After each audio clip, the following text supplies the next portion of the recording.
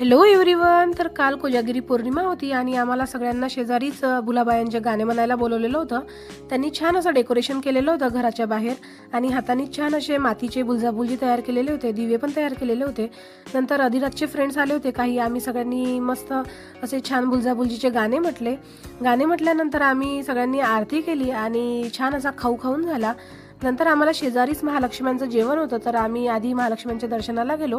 दर्शन झाल्यानंतर जेवण मंदिरामध्ये होतं, तर जेवण झाल्यानंतर ते महादेवाचंच मंदिर होतं, तर आम्ही तिथे दर्शन घेतलं.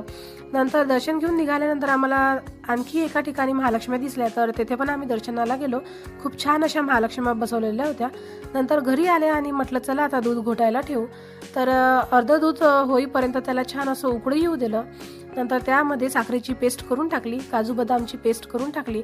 नंतर थोडेसे काजूचे तुकडे केले बारीक आणि ते पण टाकले आणि केसरचं असं दूध तयार केलेलं होतं ते पण टाकलं त्यामध्ये.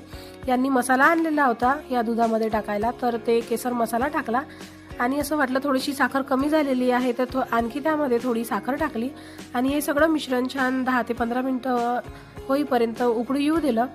घट्ट असं हे मिश्रण व्हायला पाहिजे, येलोइश. तर बघा हे उकडल्यानंतर असं छान येल्लो कलरचं घट्ट मिश्रण झालेलं होतं.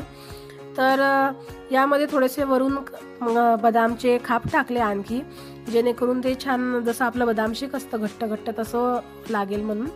नंतर हे सगळं करेपर्यंत आम्हाला 11:30 वाजले. तर 11:30 वाजता आम्ही हे दूध घेऊन टेरेसवर गेलो आणि जवळजवळ अर्धा तास आम्ही हे दूध छान असं चंद्राच्या प्रकाशामध्ये ठेवलं आणि गप्पा केले छान तिथे. बघा किती छान असा चंद्र आलेला आहे. नंतर अर्धा तासानंतर आम्ही 12 वाजता हा प्रसाद घेतला दोघांनी पण आणि अशा प्रकारे आमची कोजागिरी पौर्णिमा साजरी झाली. तर चला भेटूया नेक्स्ट व्लॉगमध्ये. तोपर्यंत बाय.